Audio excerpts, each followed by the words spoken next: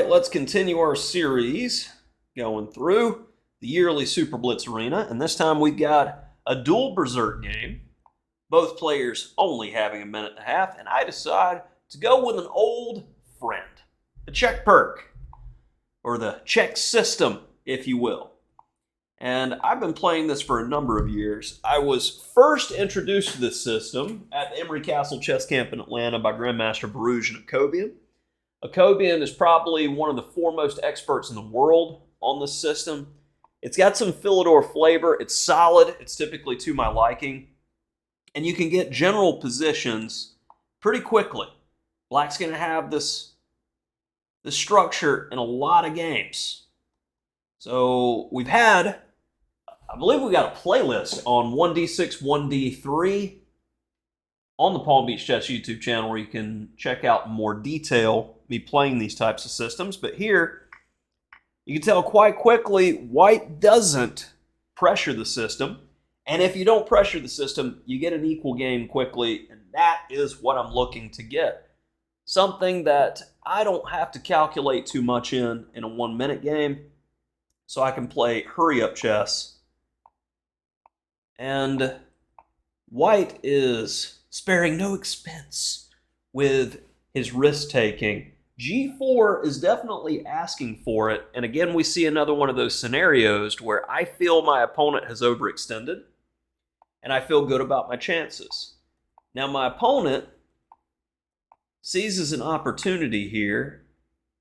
Takes. And after G5, Knight H7 was first choice of the engine. And this is the type of move that I definitely don't consider, because when I see this in a 1 minute game, I don't have the forethought to go, oh yeah, this guy's going to come and be useful here, and I get exactly what I want. I'm not seeing that deeply in a 1 minute game. In a 3 minute game, more than likely I consider something like this. But in the meantime, I played Knight D7, and I still have the option open this way. And that way, I'm going to get this move with tempo and a lot of variations.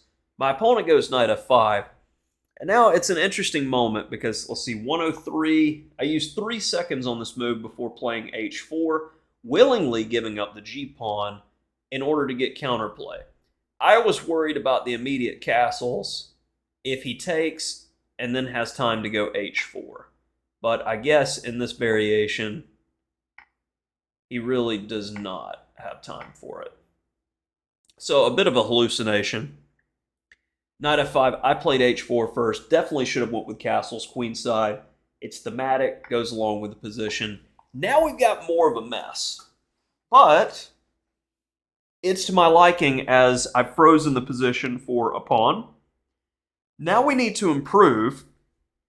And let's see how I gradually collect and improve the pieces here. So first, Rook D8, and the knight was doing great there. Where is he going? So now, you wanted squares. No squares for you. Well, let's get that guy to go somewhere else. He's stuck on the edge of the board, so now let's bring it back and pressure the weakness. And gradually we're seeing in the maneuvering phase of the game, white is not handling the position that well. So I could continue pressure with Rook H5, but I see the ability to do that anytime. So, King G7. Let's just go ahead, improve a little bit. No dip in the evaluation. Knight F8.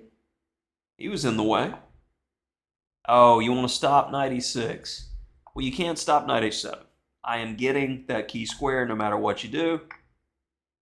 Getting a tempo off the queen, and now shutting the queen off from attacking any key squares around my king.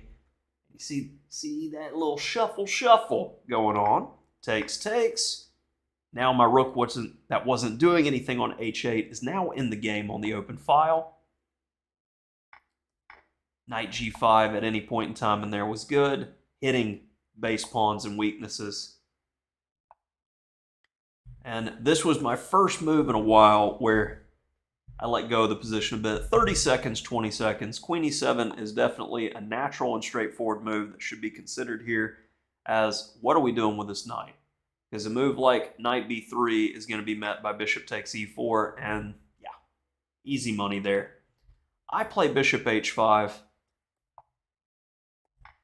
get rid of that guy, and in the process, now we got something brand new. We traded advantages, so I'm not too embarrassed by how that one went. Now, the last phase of the game is, I would love to get my queen here.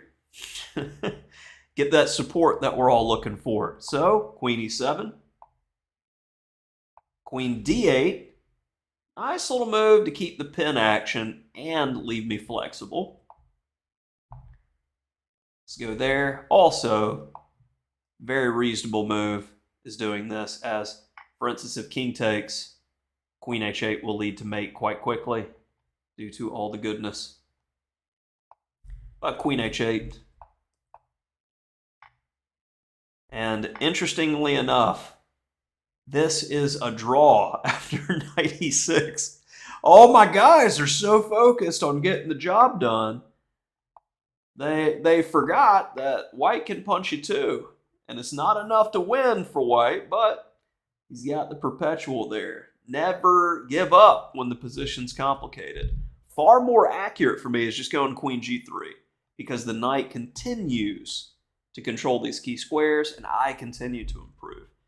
Now, I'm not going to begrudge myself too much there with 15 seconds for missing knight e6, as my 2200 rated opponent did as well. And after queen f1,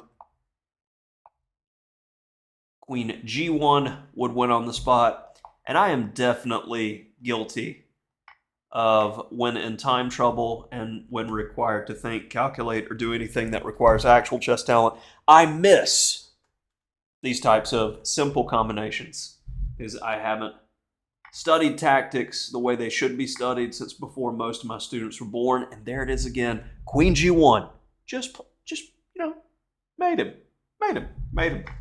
Why don't you mate him? Nope, didn't feel like it that day.